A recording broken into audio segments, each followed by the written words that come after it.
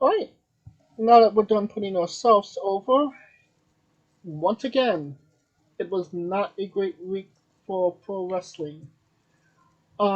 As we lost another legend of the business. I hope I'm pronouncing this right, and I deeply apologize if I'm not. Ednan Al Kassisi has passed away. He was best known as General Adnan on WWE TV during Sergeant Slaughter's heel run as an Iraqi sympathizer with Dion Sheik. Um, your thoughts, Kaliko? Yeah, I mean, it's just they keep coming. This guy, he lived a life, so I must say that. I think 91, he was there at the pivotal point of Sergeant Slaughter um, breakthrough as a character, right? Right. Um, One of those things where it's like Sergeant Slaughter was always the American, the GI Joe. It's like I still remember Sergeant Slaughter doing GI Joe cartoons and stuff like that. But when he flipped, and it was during a time when we were literally dead smack in the middle of the of the Gulf War, you couldn't find a hotter man on the planet than that guy. Because it was art imitating life at that time. Right. Um, I that type of gimmick and close to reality, I don't think will ever be duplicated again in a sense of a person betraying the country for uh, another country, right? Right. So he was very crucial in that aspect, especially when Slaughter got over on the Warrior, which broke my heart. I ain't even gonna lie, broke my 6 year old heart because it was at the Royal Rumble in '91. Broke my 6 year old ass heart, but it was, but those couple of months was like crazy. It was bananas because I think that was the first time me as a kid having to like pay attention to what's going on in the world and why is he doing it, right? Like it's like that was the dynamic where he was just actually connecting to something that was actually happening outside on the global sphere where most people had an impact. Right. And it made WrestleMania 7. I mean, WrestleMania 7 wasn't the greatest, but that part was really help it, like intriguing in that sense, and that was back when it was the good guy bad guy days, and he took advantage. Um, so he was very important in that because he was basically the interpreter. He's basically the person who kind of got Slaughter on his side. So even Darth Vader needed somebody to pull him to the dark side, right? Right. He started his in-ring career in 1959. He used the name Billy White Wolf, and was a Native American character. You gotta love pro wrestling logic. Make him a Native American gimmick. Yeah, make him a Native American.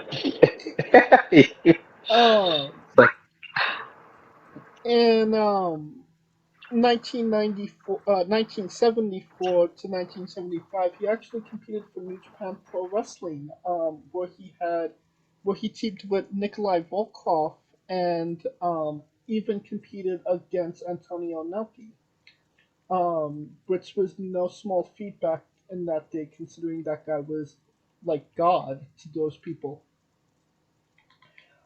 He would come to the Worldwide Wrestling Federation, also known as WWF, also known as WWE, where he rehashed his Billy White Wolf gimmick to team with Chief Jay Strongbow to win the WWF Tag Team Championships.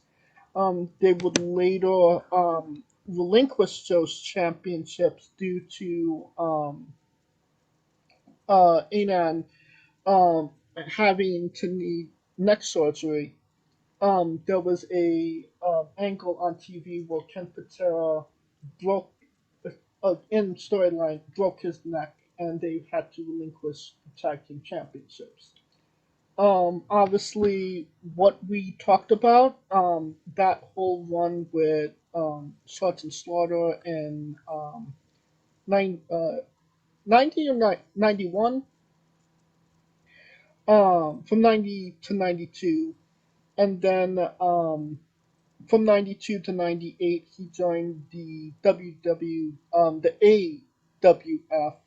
He managed Bob Orton Jr., Mr. Hughes, Manny Fernandez, and Hercules Hernandez.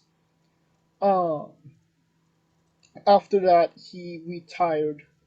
He retired in 1998. And as much as it sucks to lose another member of the wrestling family, um, you can't deny that this guy had a full career. He was 84 years old. He lived life. He had a wife. Had 4 children. I don't necessarily say this is something where we have to grieve, but yet celebrate the life of him. No, Kaliko. Right. I mean, he's in the same boat as to me as Terry Funk. Like it's unfortunate that they left this earth, but they got to lay it all on the field, and that's one thing that that their families and their loved ones can say without a shadow of a doubt that these people put it all on the line and did the best that they could. So in life and for the business and in general. So live it to the fullest. Of course, our thoughts and prayers go out to uh, the friends and family. All right, we are wrestling with the news and going from one controversial character to arguably the most controversial figure in pro wrestling ever of all time. CM Punk got fired by AEW. I believe it was last Saturday before after we recorded.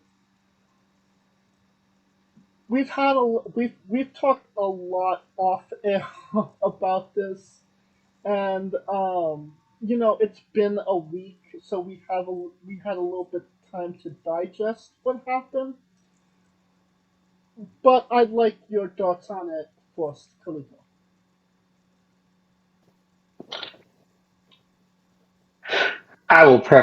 I will preface what I'm about to say first with I no one was a bigger CM Punk person than me. I mean, this dude, literally his run in WWE got me through a time where I was like, ugh. But I will say this: he should have never came back. I, I think he was better in the vein of a Kurt Cobain as far as like a youth, like not in the sense of stardom, but more like potential that could have been, right? Like what could have been.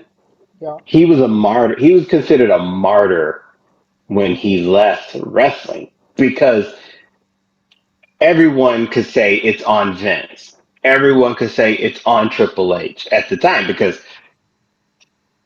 based on their history and their track record, you couldn't deny it, right? yeah, So now he goes to AEW and he becomes the villain that he hated. And that's one thing they always say you're either going to or die the hero or live long enough to be the villain. You're either gonna leave a relationship or leave that relationship and go to the next relationship doing the same thing that the other people were doing to you. It's cyclical. And he became the person that he hated in AEW.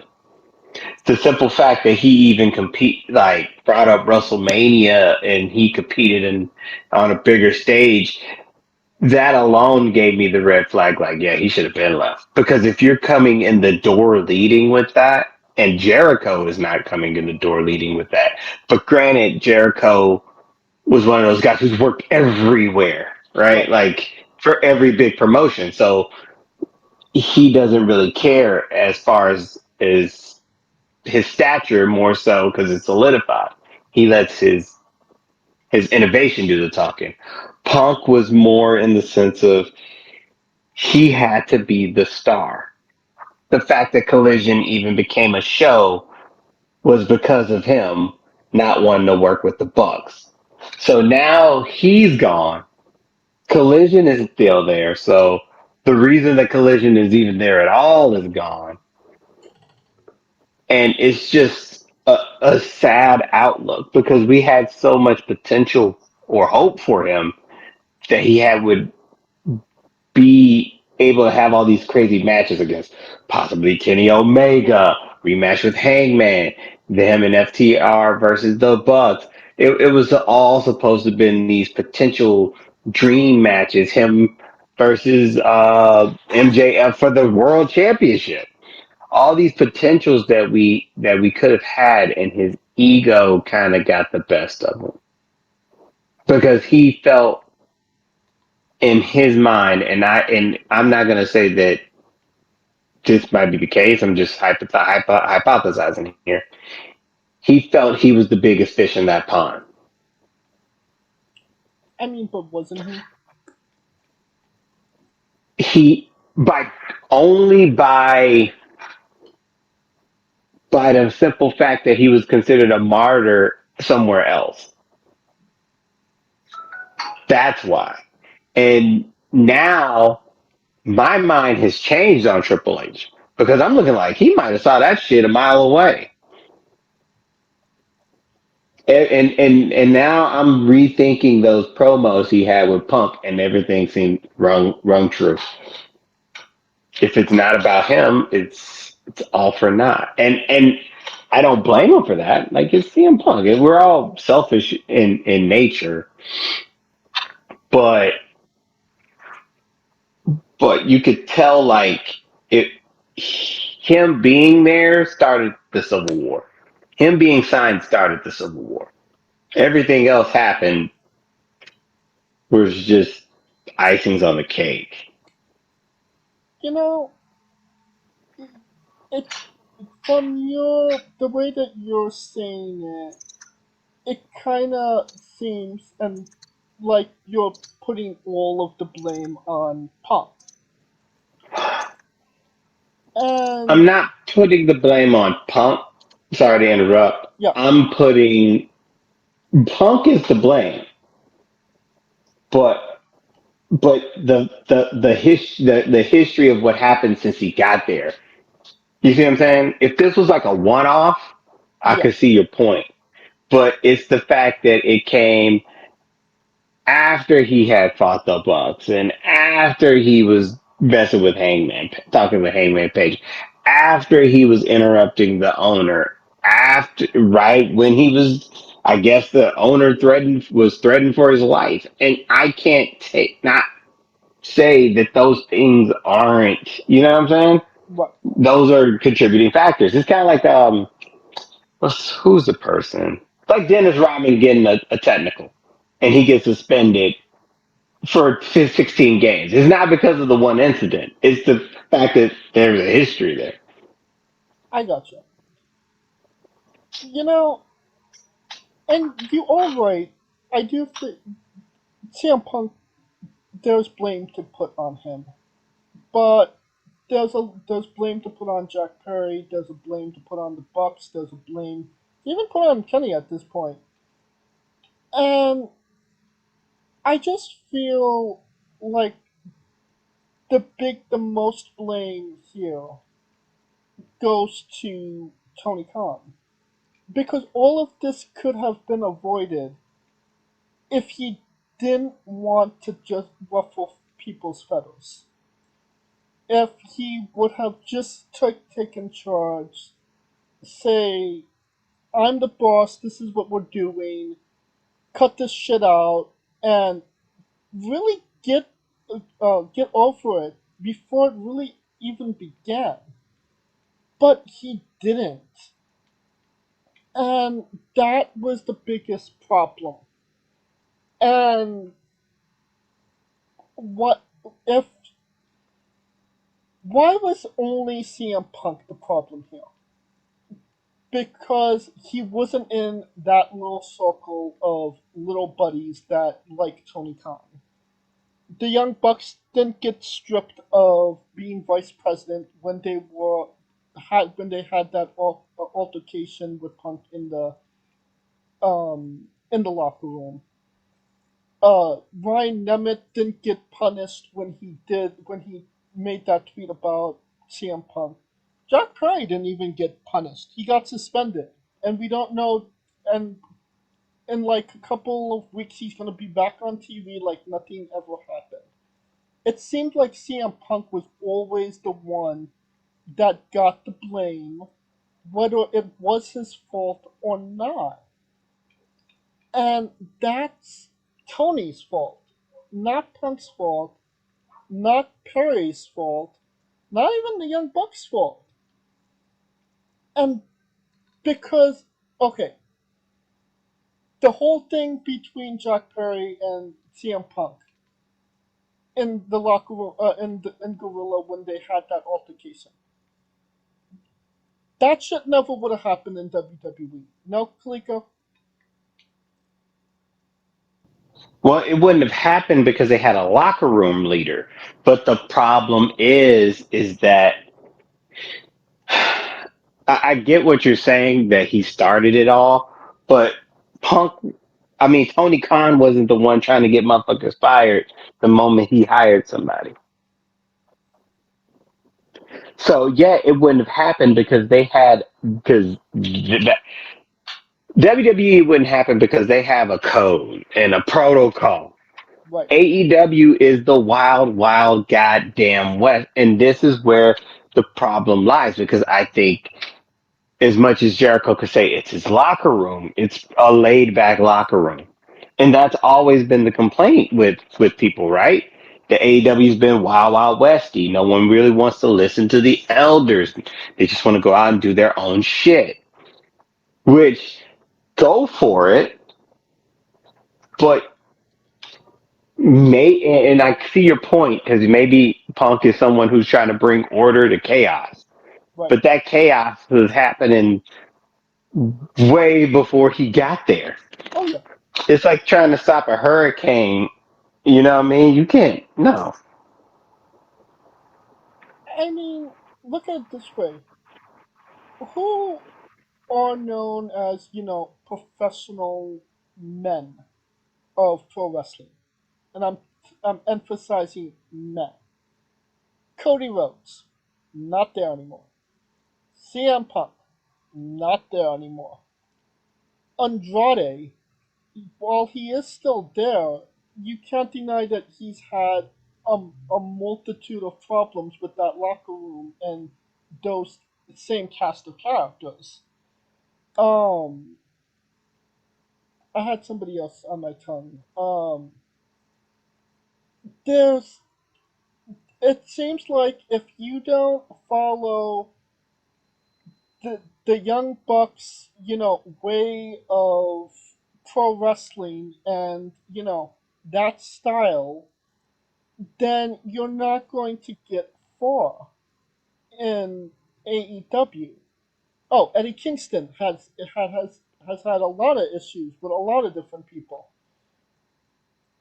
So it seems like if you're a story based wrestler trying to have, a methodical match that makes sense, that's not going to go over well with the rest of the guys in that locker room because they want to do, the flippy stuff. They want to do, the hardcore stuff, the things that don't make sense, and that has no story about it. You know what I mean? But then that would undercut the people that are there that are so-called professionals. Mark Henry's, the Chris When's Jericho's, the last time we the seen Mark big the Henry? big shows, the Christians. These are people who are also considered quote unquote professional. Now I get your point. I think AEW's view of professional is different, and we can have that debate. I think that is something where I would grant you because AEW's professional is way different than WWE's professional. Right, But that's because but that's because WWE's professional comes with stockholders, and AEW's is just more not within that line. right. So, like I said, there's a lot of blame to go around for everybody. Um, that being said, what now? Where do you see CM Punk going now? That I don't know because the rumor was WWE, and I'm just looking like hell no, hell no, not with Roman there, hell no. Roman and Seth, hell no, not they ain't coming to their locker room. I mean, stranger things have happened. Stranger things have happened, but the problem is like uh, he's got a lot of men's to make with certain people up high and down low. So he's getting it from all sides. Well, I mean, wasn't that why he went backstage at, I think it was Raw, back in a couple months ago? I think it was July.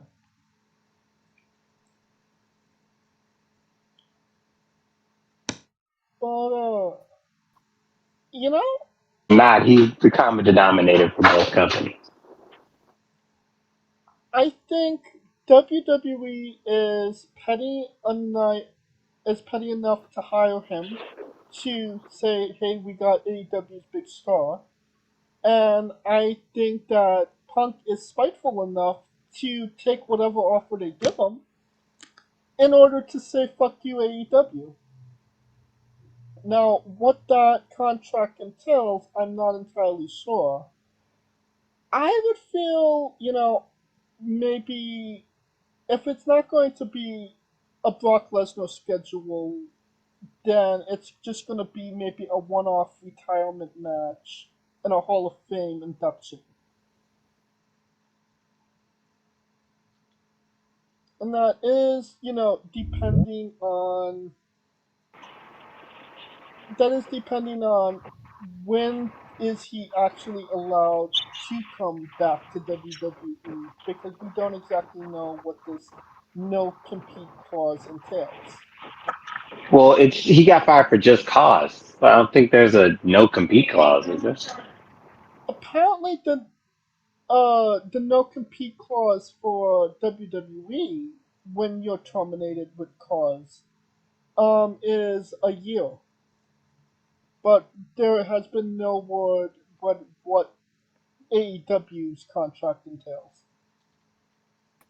Well, I mean, that we can speculate all we want. I think he's got a tough haul to row either way if he's planning on going back because he's got to make amends with the Triple H's, and then he's got to make amends with some of the people in the locker room. Well, not even making amends. I don't think he has to make amends, but he's gonna have to realize it's their show, and that's the problem with Punk leaving because he left. It's kind of like what's that movie? I can't think of the movie. Oh no. Yeah, I'll even put it like Austin Powers, right? When he got frozen in 1969 and he woke up in 1999, I so got you. much passed him by, and it's he can't really relate. could relate to what's going on right now. There's a lot of good stuff No, going on. because the Bucks are closer to what is popping right now than what was going down. Well, that being said, what happens to AEW now? Because they it seemed like CM Punk was the only thing that was popping ratings for them. They were Collision was actually on an upswing, um, selling tickets, yada yada, and now there's a big void there. So what happens to AEW? I mean, AEW Collision, because Collision is the one that's in trouble, Yeah, and they just can't cancel the show because the guy that got him the show is gone. So I think it's going to be. I think they're just going to merge the shows. They're just going to have to continue the shows because it can't be two different programs anymore. Because the whole thing it was built for, it was like Punk side, Buck side, and a couple of Daywalkers, and that can't be anymore. well, we definitely shall see what is happening. Right. Keeping on the theme of AEW, one of AEW's lawyers actually did an interview, uh, and he revealed that one of the things he had to turn down for legal reason was somebody on the AEW roster wanted to come out with a hatchet. Yeah, what the fuck? And apparently there was a spot with a hatchet, and that was rejected as well. So, who's the crazy motherfucker that wants to come out with a hatchet, Kalika? Luchasaurus, I'm just guessing. Maybe Jack Perry, the defend his life. My approximate guess would be John Moxley. I mean, or that one off with Nick Gage, but he's more of a pizza cutter kind of guy than a hatchet swinger. Yeah, more barbed wire than hatchet. Yeah. So, that happened. Um, WWE and Endeavor, it's happening. The merge takes place on the 12th. The new name will be TKO, I believe. I mean, we knew this was coming, but we still wasn't sure it was happening. So, where do you see WWE going in the next month or two? Do you feel like it's going to have major changes for the better, major changes for the worse? Is everything going to be status quo? What are your thoughts? Every everything's gonna go with what those stockholders tell them to go. How about that? We'll wait and see. Uh, I just got to see what they're going to do because are they going to do this PG shit or are they going to be more adult themed or adult more what's the word I'm looking for, relatable. Hmm. So it's wait and see.